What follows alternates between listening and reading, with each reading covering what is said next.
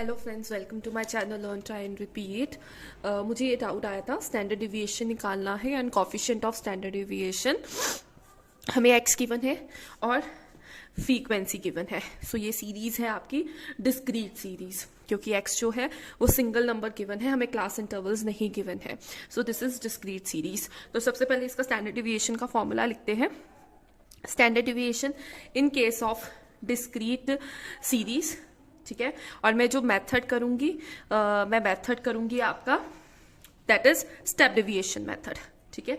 तो step deviation method का आपका फॉर्मूला है summation F D x dash square divided by capital N minus summation F D x dash divided by N, इस पूरे का square and full का under root into C, ठीक है। So this is my formula. So सबसे पहला step क्या है, इसमें हमने क्या करना है, हमें एक्स नहीं चाहिए, हमें एक्स में से डी एक्स निकालना पड़ेगा, क्योंकि हमें डी एक्स चाहिए, ठीक है। तो सबसे पहले मैं यहाँ पे डी एक्स कैलकुलेट करूंगी। देन दो चीजें निकालनी है, स्टैंडर्ड डिविएशन भी निकालना और कोफिशिएंट भी निकालना है। सो सबसे पहले मैं डी एक्स लूंगी। जब हम डी एक्स निकालते हैं, सो डी एक्स क्या होता है, जब हम किसी अज्यूम्ड वैल्यू से डिविएशन लेते हैं, ठीक है। तो मैं यहाँ क्या करूंगी, x माइनस ए करूंगी। तो a सपोज मैं ले लेती हूँ कोई भी वैल्यू x में से, मैंने 40 ले ली, ठीक है। तो 10 minus 40 minus 30, 20 minus 40 minus 20, 30 minus 40 minus 10। इनमें माइनस क्यों लगा, क्योंकि नेगेटिव का साइन बड़ी फिगर के साथ था, इसलिए 40 माइनस 40 0, 50 माइनस 40 10, 60 माइनस 40 20, 70 माइनस 40 30। सो ये मेरे पास आ गया dx, ठीक है। अगर आप ये फॉर्मूला नहीं लिख रहे हो और कोई मेथड आपको नहीं गिवन है, आपने इतनी कैलकुलेशन करी, ठीक है ना। अगर ये वैल्यूज में आपको कुछ कॉमन लगता है तो आप स्टेप डिविएशन यूज कर सकते हो, ठीक है। मैं तो स्टेप डिविएशन ही कर रही हूँ। अगर आप यहां तक पहुंच जाते हो, अगर आपको लगता है कि कुछ कॉमन नहीं निकल रहा, तो आप शॉर्टकट मेथड अप्लाई कर सकते हो। मैंने तो पहले ही एक मेथड चूज कर लिया था, ठीक है। बाकी आपको मैं बता रही हूँ कि आप ऐसे कर सकते हो। सो नेक्स्ट स्टेप क्या है, मुझे dx अकेला नहीं चाहिए, मुझे dx डैश चाहिए। तो यहाँ पे मैं कैलकुलेट कर रही हूँ dx डैश। वो कैसे आता है, जब हम dx को c के साथ डिवाइड करते हैं। तो c क्या होता है, कोई कॉमन वैल्यू, कॉमन नंबर जो सब में आ रहा है। जैसे मैं ले रही हूँ c 10 ले रही हूँ, तो मैं यहाँ पे c इक्वल टू 10 ले रही हूँ। जैसे माइनस 30 डिवाइडेड बाई 10 माइनस 3, मतलब 10 हर एक के साथ डिवाइड होता है, ठीक है। और कोशिश करो वो नंबर लो जिससे आपका एक कंप्लीट नंबर आए डिवाइड करके, ठीक है। पॉइंट्स में मत लो, उससे कैलकुलेशन लेंथ की हो जाएगी। So minus 20 divided by 10 minus 2, minus 10 divided by 10 minus 1, 0 will be 0. So 10 divided by 10 1, 20 divided by 10 2, 30 divided by 10 3, ठीक है। सो यहां तक हो गया। अब हमें क्या चाहिए, हमें f चाहिए साथ में dx के। एक तो हमें dx अकेला चाहिए और एक dx डैश अकेला चाहिए और dx डैश का स्क्वायर चाहिए। तो यहाँ पे मैं dx डैश का स्क्वायर भी करने लगी हूँ, ठीक है। तो वो कैसे होगा, इस वैल्यू को 3 into 3 9, 2 into 2 4, 1 into 1 0, 1, 2 into 2 4, 3 into 3 9। पर मुझे दोनों में से कोई भी अकेला नहीं चाहिए, इसलिए मैंने इस क्वेश्चन में इसका समेशन अभी नहीं किया। सो मुझे चाहिए f dx डैश। तो सबसे पहले मैं f को और dx डैश को मल्टीप्लाई कर रही हूं, मतलब 6 इंटू 3 माइनस 3, तो माइनस 18।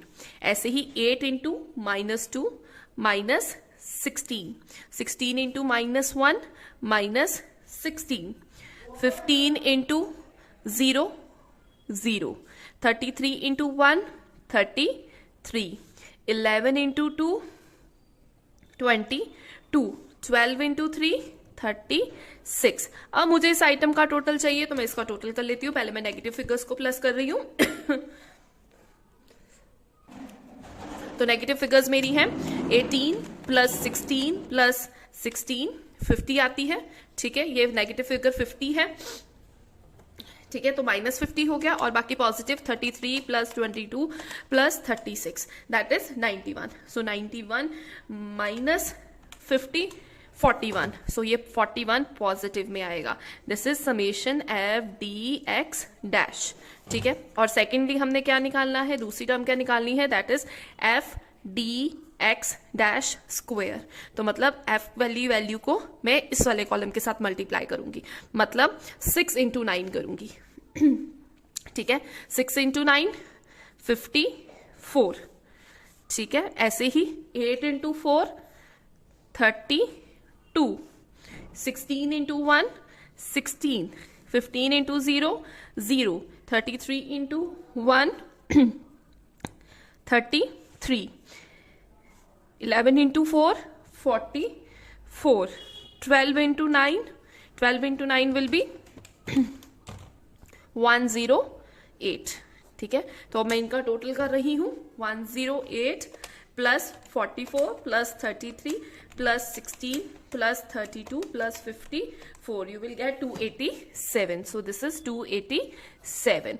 और ये जो n है, यहाँ n किसके लिए स्टैंड होता है, that is summation of frequency. तो फ्रीक्वेंसी का समेशन भी कर लेते हैं, टोटल कर लेते हैं. 6 plus 8 plus 16 plus 15 plus 33 plus 11 plus 12 101. सो ये भी टोटल आ जाता है. सो यहाँ पे आप सारी वैल्यूज पुट कर लेते हैं. तो ये आपका स्टैंडर्ड डिविएशन है. Standard deviation is equal to, सबसे पहले हमें क्या चाहिए, summation F D x dash square, जो कि है 287 डिवाइडेड बाय एन. एन है 101 माइनस ब्रैकेट में summation F D x dash that is 41 और डिवाइडेड बाय 101 पूरे का स्क्वायर एंड पूरे का अंडर रूट इंटू सी हमने लिया था 10, तो मैंने यहाँ पे 10 पुट कर दिया. सो यहाँ पे मैं इसको डिवाइड कर रही हूँ. 287 divided by 101, you will get 2.841. इसमें माइनस कर लो. 41 डिवाइडेड बाय 101 दैट इज 0.405 और इसका फिर आप स्क्वायर करोगे. सो ये आपके पास आता है 2.841 माइनस, इसी का मैं स्क्वायर कर रही हूं 0.405 के साथ मल्टीप्लाई कर रही हूं. तो ये मेरे पास ऑलमोस्ट आ रहा है 0.1644. मैं यहां तक ले रही हूं इसे. ठीक है, इंटू 10 बाहर है, तो हम क्या करेंगे 2.841 माइनस 0.1644 माइनस किया और इसका अंडर रूट निकाला. अगर आपको अंडर रूट की वीडियो चाहिए तो आपको कमेंट सेक्शन में जरूर बताएं, मैं उसकी वीडियो भी लाने की कोशिश करूंगी. सो इट इज इंटू 10, तो ये आपके पास आ जाएगा करके 16.36. This is your answer of standard deviation. Now next step क्या है, हमने कॉफिशिएंट निकालना है. तो कॉफिशिएंट निकालने के लिए हमें सबसे पहले मीन की नीड है. तो मैं यहाँ पे मीन निकाल रही हूँ. मीन का फॉर्मूला है a plus, in case of step deviation mean होता है assumed value plus summation f d x dash divided by n into c. so यहाँ पे a है आपके पास 40 plus summation F D x आपके पास 41 है डिवाइडेड बाय 101 इंटू सी है 10. सो ये आपके पास हो जाएगा 40 प्लस 410 डिवाइडेड बाय 101. तो ये आपके पास आता है 410 डिवाइडेड बाय 101. तो ये आपका है 40 प्लस 4.059. इसमें प्लस 40 करते हैं तो ये आपके पास आ रहा है 44.059. This is your mean. ठीक है, तो मीन हमारे पास निकल आया. तो लास्ट हमारा है, लास्ट हमारा क्या है, that is coefficient of standard deviation.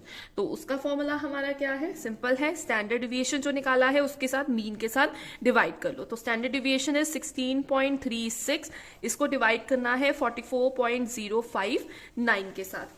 तो 16.36 divided by 44.059, you will get 0.37. That is your coefficient of standard deviation. I hope ये आपको क्लियर है। अगर आपको ऐसे किसी भी क्वेश्चन में स्टैंडर्ड डेविएशन के डाउट है तो आप कमेंट सेक्शन में जरूर बताएं और अपने डाउट पोस्ट करते रहें। Thank you.